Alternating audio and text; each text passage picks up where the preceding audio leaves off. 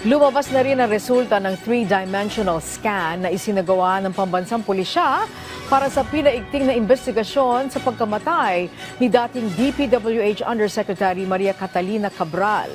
Kaugnay niyan, sinabi ng PNP na maaaring may naging epekto kay Cabral ang antidepressant na kanyang ininom bago mamatay. Si Ryan Lasigas sa sentro ng balita. Hindi itinulak kundi nagpadaos-dos pababa ng bangin si dating DPWH Undersecretary Maria Catalina Cabral. Ito ang lumalabas sa resulta ng isinagawang three-dimensional o 3D scan ng Philippine National Police Forensic Group kaugnay sa pagkamatay ni Cabral. Ayon kay Police Colonel Pierre Paul Carpio ng PNP Forensic Group, tugma ito sa mga galos na nakita sa kamay ni Cabral. Sa 3D scan ng crime scene, makikita din na nasa 0.2 meters lang ang layo ng pinagbagsakan ni Cabral mula sa dulo ng bangin kung saan siya huling nakitang nakaupo. So kung tinulak ito, chances are lalayo pa siya doon. So makikita nyo dito na ang kamay niya, yung palm ng kamay niya, ay may gasgas din po, no? Pati yung likod, may gasgas din po. So ang laki po ng probabilidad na nagpadaos-dos po talaga siya.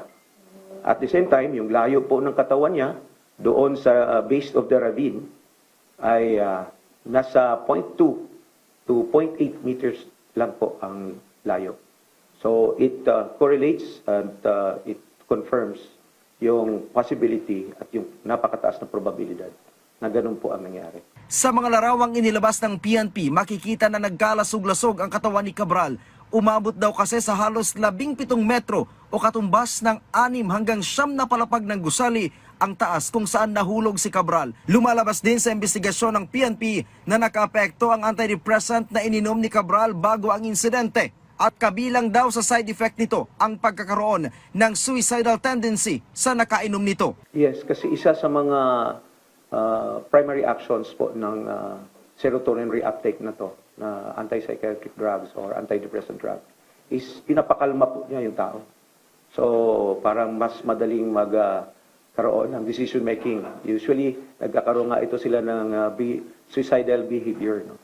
That's why isa ito sa mga tinitingnan, minomonitor ng ating mga doktor na may S2. That's why it is a regulated drug.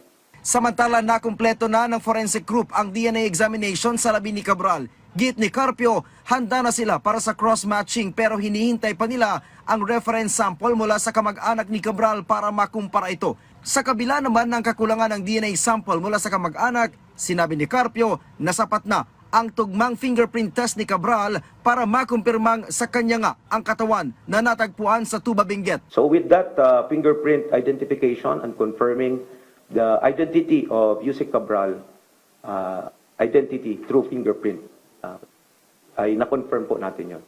Sir, yung sa Yun po ay nagbigay ng kalinawan na ang ating cadaver is the late Yusek Maria Catalina E. Cabral.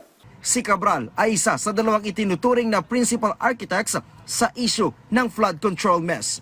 Ryan Lisiges para sa Pambansang TV sa Bagong Pilipinas.